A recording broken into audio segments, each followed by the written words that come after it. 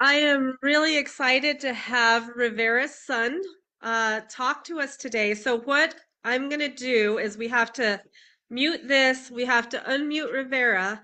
So Rivera, I'm going to have you say a few words, and then I need the people on Zoom to uh, raise your thumb that you can still hear her, and hopefully we will still hear her. So.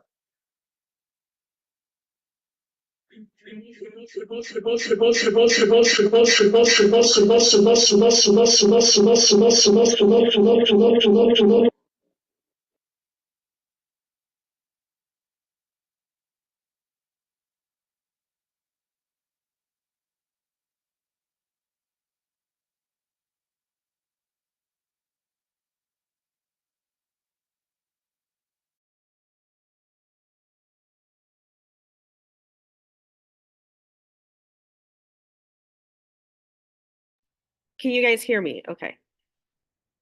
Rivera, you should be able to unmute yourself. Thank you, Wendy. Hold on. Let's Can those of you on Zoom hear Rivera? let's just check to make sure you can hear me. I see some thumbs up. That's wonderful. Can everyone in the sanctuary hear me too? Yay! All right. I want to thank you all for having patience with tech. One of the beautiful things that this technology is allowing me and other people to do, but especially me because I live all the way across the country in Maine, is be here today with you all without having a massive carbon footprint and having to fly across the country. The climate crisis and the earth are very dear to my heart. Well, the earth is very dear to my heart, and concern about the climate crisis is very high on what keeps me up at night. So I appreciate you accommodating me in this way. I want to start with a story because here on Zoom, we were having a little hard time hearing some of the beautiful singing that I know is happening in the sanctuary. And it reminded me of a great story about Pete Seeger. So Pete Seeger, the wonderful folk musician and activist, was invited to go to Spain at the end of the dictator Franco's fascist regime. His songs were quite popular among the people of Spain, but they were all banned by the administration. So somehow somebody got permission for him to come, and there was this great big stadium filled with tens of thousands of people. Right before he was supposed to go on, an official from the Franco regime ran up and said, "I have to approve your song list." And so Pete Seeger gave him the song list or scribbled it out on a piece of paper, and the official went through and struck off any song that was not allowed to be sung in Spain under Franco's fascist dictatorship. Well, it turned out when Pete Seeger got that song list back, every single song had been crossed off. And Pete Seeger could have just walked away from that concert, but you know what he did? He walked out on stage, he put on his guitar, he started strumming. He said, "Well, apparently I can't sing any of my songs today, but Franco didn't say anything about you all not singing the songs, so I'll just strum and you all sing the words." And so as Pete Seeger played the chords on his guitar, tens of thousands of Spanish citizens sang the words to all of his amazing folk songs and defied the fascist dictatorship beyond their wildest comprehension. To me, this is the power of active nonviolence. And it's that kind of power that inspires me to write as a novelist, to organize as an activist, to train and educate as a trainer and a teacher, and to honestly to get up in the morning and show up in these times. I grew up on a little farm up here in northern Maine, and I spend much of my days writing stories like the ones that some of your youth are reading, The Way Between and the subsequent novels in the series. It's about a little girl, 10, 11 years old, who apprentices with a great warrior. And instead of learning the ways of violence and war, she learns an Aikido-like non-martial art called The Way Between. She learns what we might call nonviolence, nonviolent action, peace building, restorative justice, conflict skills. The things that get you through a fight without having to throw a punch and without having to run away in the other direction. This is nonviolence. People often think of nonviolence as passive, as doing nothing, as weak, as just getting beat up. But when we look at everything from the story like Pete Seeger to Gandhi to Dr. Martin Luther King to the silent sentinels who won women's suffrage to the people power revolution in the Philippines or the Otpor resistance against the dictator Milosevic in Serbia or the movement that overthrew the dictator Pinochet in Chile, and the list goes on and on and on. It proves that nonviolent action is completely the opposite. It is active, it is powerful, it is creative, it is heroic, it is epic in its scope and scale.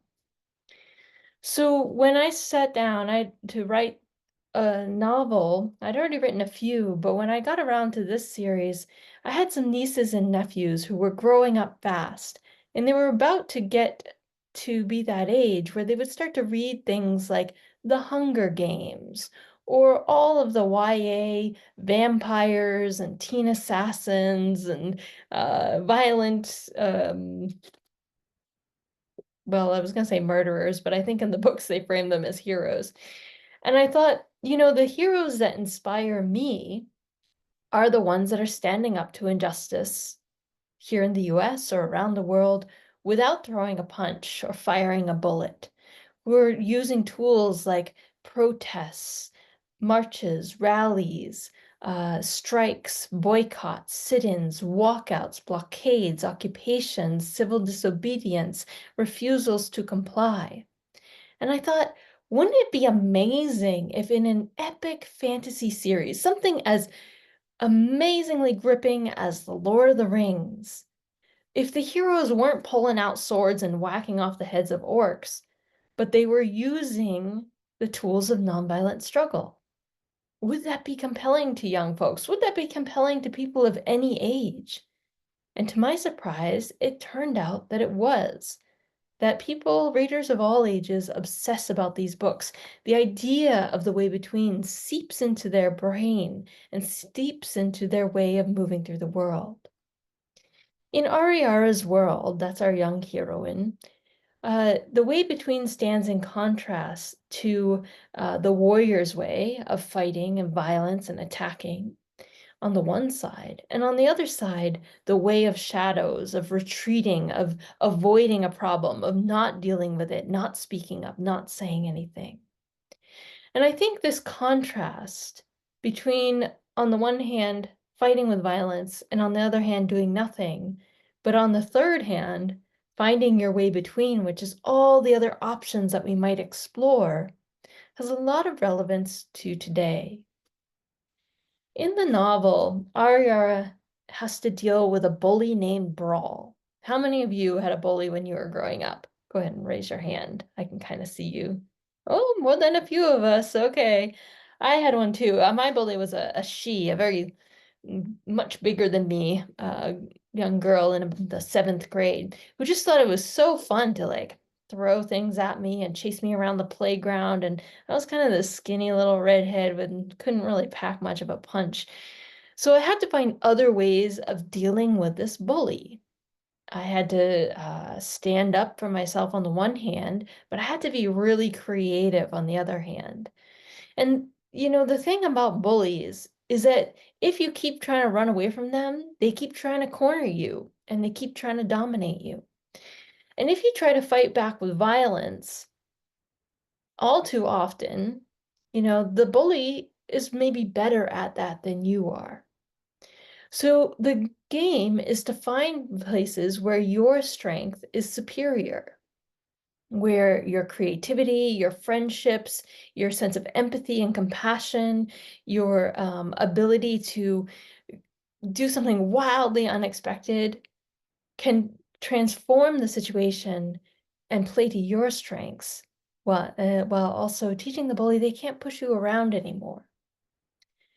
Now, as Ariara grows up in the book a little bit, she learns that not all bullies come in the size of young people or slightly older people.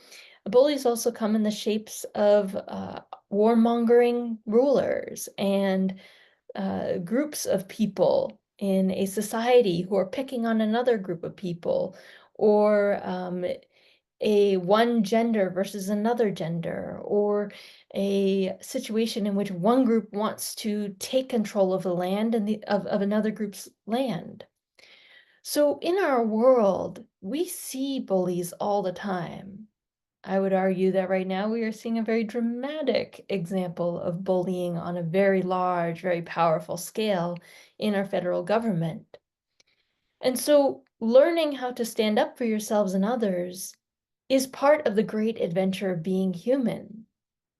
And if we can infuse the stories that we're telling to ourselves and our young people with more tools, more resources, more examples, more creativity, more heroism that reminds us of the real life heroes today who are standing up to injustice, intolerance, disrespect, destruction, um, oppression, exploitation.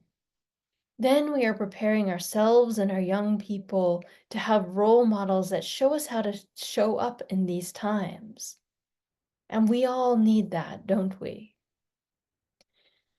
When I was a young person, women warriors were very much in style. Xena was on television. Alana the Lioness was in the book forms. There was you couldn't like pass a story without finding a woman pulling out a sword and swinging it at somebody. That was very exciting for me. I liked the idea that women could be powerful. They could stand up and defend people. They could make right the wrongs of the world. But that by the time I was 19 years old, and 9/11 happened and we invaded Iraq illegally, it became quite clear to me that heroes in this world weren't necessarily the ones who were fighting with violence, that heroes might be the ones who were trying to stop a war, not win a war. That heroes may look like, particularly among young people, the students who have been walking out all these years since then over testing, the murder of Black people, the mass shootings in the schools, the destruction of the climate. In fact, when you look at teenagers today, many of them have direct experience with nonviolent action as a way of standing up to bullying individuals, groups of people, or social political policies. So when I write my novels and in the stories I tell as an activist and a trainer, I'm always trying to uplift the stories of how people neither respond with violence nor run away from the problem, but find all those creative tools of nonviolent action, of peace building, of conflict resolution that exist in between those two extremes. The more we can tell these stories, the more we can empower one another in exactly the ways that I think we need right now. There is no doubt that epic stories are one of the ways that human beings make sense of the times that we are living through. We've seen this with things like The Lord of the Rings, which is writ large an allegory that many people look at the problems of world wars with. But we also adapt those and think of them in terms of the non-wars, but the social conflicts we find ourselves in.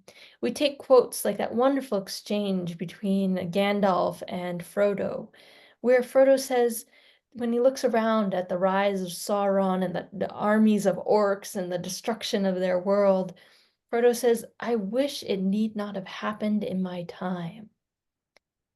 And Gandalf, the great wise wizard, says, so do I, and so do all who live to see such times. But that is not for them to decide. All we have to decide is what to do with the time that is given us. None of us asked to inherit this particular time on planet Earth or in the United States of America. I'm sure many of us would have liked to live in much more comfortable times, much more easy times. In fact, many of us have spent our whole lives trying to get humanity out of the predicaments that we're in so that we can live in an easier time. But here we are.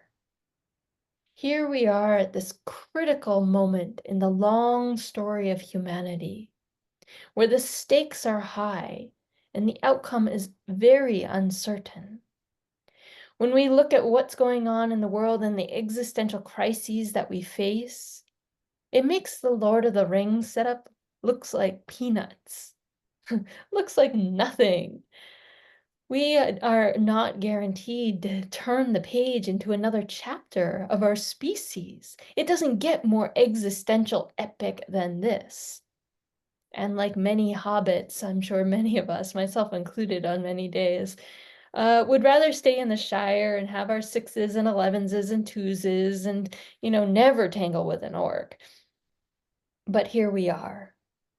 And so, what is going to get us through these times? An empowering story. These are not times where we just get to live in the Shire, or we get to live in that perfect little suburban house with the white picket fence and the dog and the refrigerator and the two perfect kids and get another car. These are not times when we are being called in our souls to simply be part of the capitalist consumer culture, where our job is just to work and to shop. No, these are times that, as they say, try men's souls, or these are the best of times and the worst of times. These are the times that call us to tap into who are we really meant to be as human beings, and how will we show up in this existential moment? Will we be brave like Frodo and be willing to take the ring of power and all that that represents and throw it away? Will we wrestle with ourselves and the things that we are attached to? Will we find our good friend like Sam, who will stand up to us and say, "You need to let this go," who, when we fall, will literally pick us up and carry us further on the journey? Will we find our helpers, like the elves and the dwarves and Gandalf? Stories give us empowering metaphors through which we find the resources and the tools that we need to take one more step on this wild, crazy journey that we're on. And the reason I write about nonviolence and nonviolent action is because when it comes to meeting the bullies of our time, there is nothing more powerful. We know that nonviolent action, when it comes to things like changing government regimes, getting rid of dictators, ousting foreign occupations, expelling invasions, is twice as successful as violence. So nonviolent action is twice as successful as violence. It works in a third of the amount of time, and it has 1/10 of the casualties. So if you want to see major change, and have twice as high likelihood of success, succeed in 1/3 of the amount of time, and protect far more people. You need to know how to organize a boycott, a strike, a march, a protest. All these tools are the things through which humanity has the power to save itself. So we need to know these stories, we need to tell these stories, and we need to live these stories. We need to find our way between. We need to find the courage to speak up when someone is speaking hate, to step between two friends or two strangers when they're fighting, to say no to injustice and to say yes to solutions, to go out into our community and have that clarity of integrity through which we say what is just and right and compassionate and respectful and beautiful and true and good. And we need to do this over and over and over again. This is the work of our souls in these times. This is what we were called to do if we are so lucky in an interesting way to be born and to be alive in these times. And I am very honored to be here, to have gotten to show up, to get to tell the stories and know the stories and live these stories and to share them with you. So thank you. Let's try together to find our way between and rise to the story of these times. I'm going to pause there because maybe you have questions and I'm open to hearing them.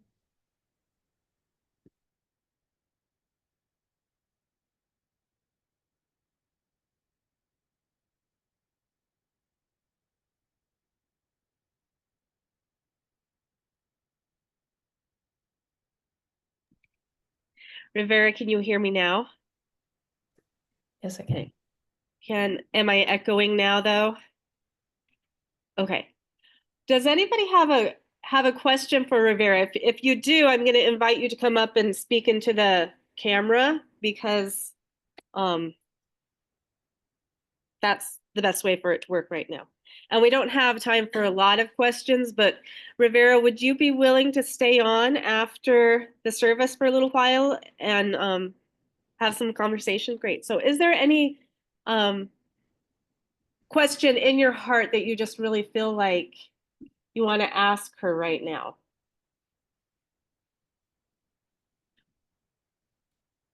All right, we have Bill coming up.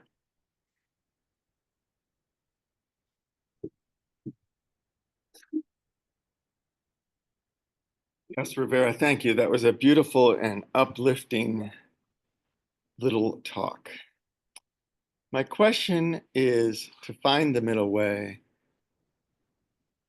We need an idea or a leader. And how do we get to an idea or a leader that we can follow? Because without that, we don't know which of the 360 degrees of the compass to go.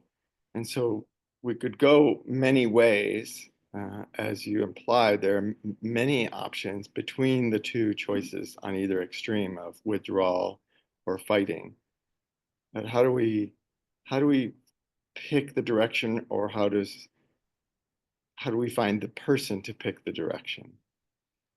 Whether it's just this congregation in our valley or expanding that across the country or the world. Thank you, Bill. That's a great question, and one I hear many people asking themselves right now.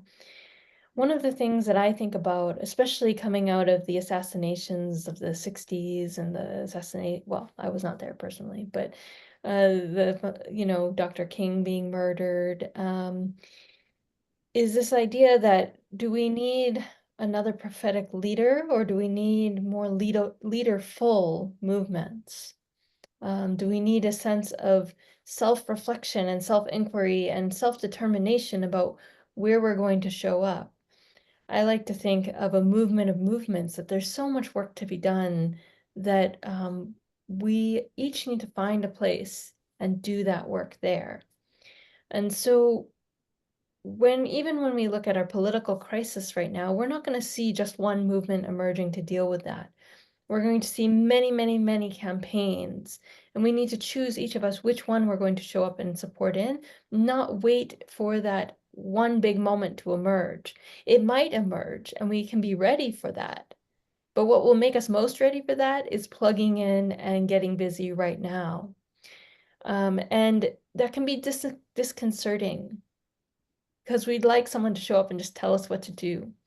But I think we have the power within us to show up in these times in our unique ways. There are 320 million people in this country. We know in nonviolent struggles that any movement that successfully mobilizes 3.5% of their population has always won their struggle.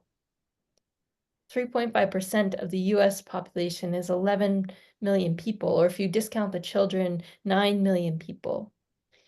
If you look just at the people who did not vote for Trump alone, that means that we have, at least 74 million of them, give or take another 20 million more of the non-voting population.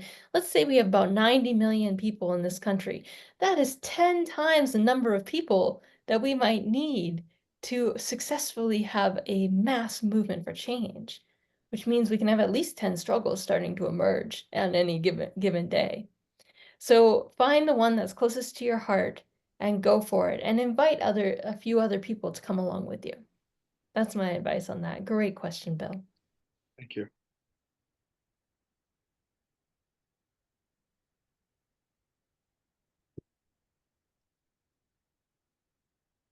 I don't know about the rest of you, but I could have this conversation all day. Um, but I do want to respect everybody's time. So Rivera, thank you so much. And our choir has a beautiful closing piece this morning called I Lift My Voice.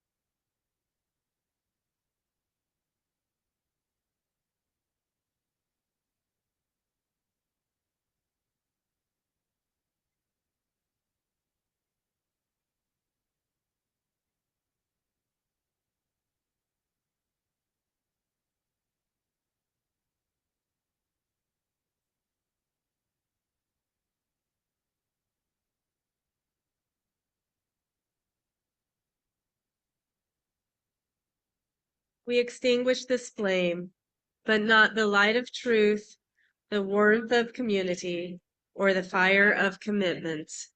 These we carry in our hearts until we are together again.